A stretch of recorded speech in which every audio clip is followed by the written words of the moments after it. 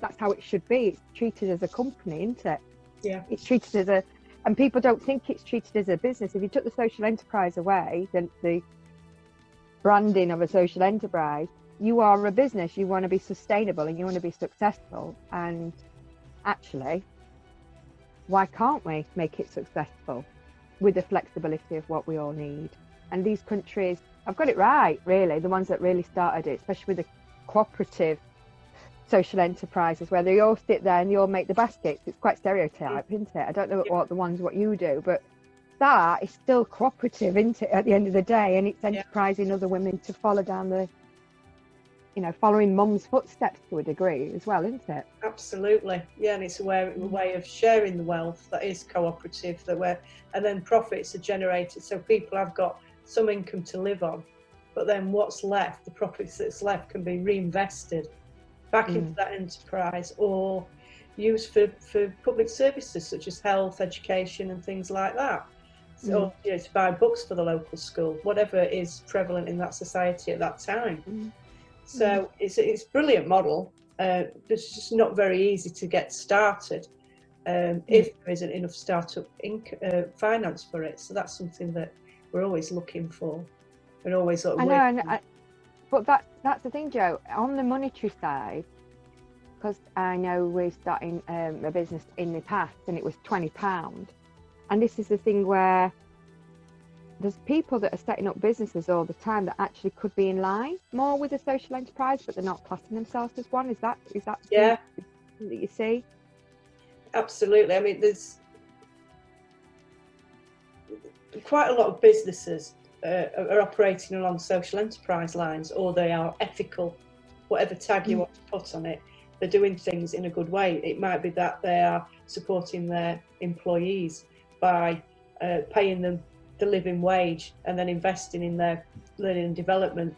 They may have family programs to support the wider family unit, educational programs, and all sorts of different things. Now, that's a social enterprise. It might not be the purpose for being, but at the end of the day, they're doing a lot of social add-on things that they don't have to do, but it makes them more ethical.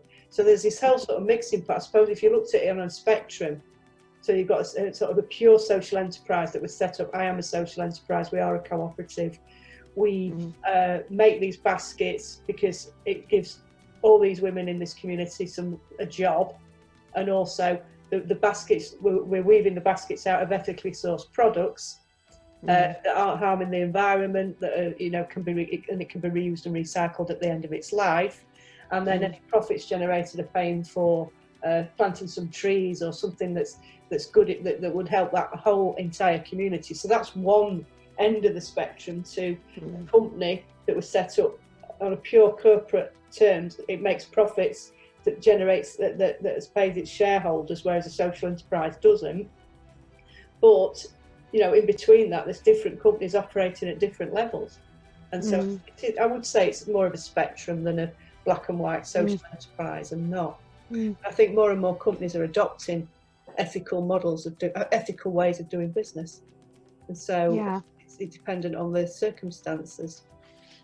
And I think when they move into an area, I mean, you see this, this is what's happened with China, that they've not set anything up as a social enterprise per se, but when they've put their foreign direct investment into Africa, and this is a contentious subject anyway, but in theory, because they've gone mining there, they've built the schools and they've built the roads so people can get to the job to do the actual mining. So again, not necessarily ethical, but the backside of it, the side where they are giving the schools and the roads, then yes, that's got to be a contributing element. If that was seen as something that we could do on a regular basis within the UK, because even now when people are giving out these free school meals, or they're not getting the free school meals, everybody's clubbing together to say, well, you can have it from my restaurant and things like that, and clubbing together to make these children through school meals.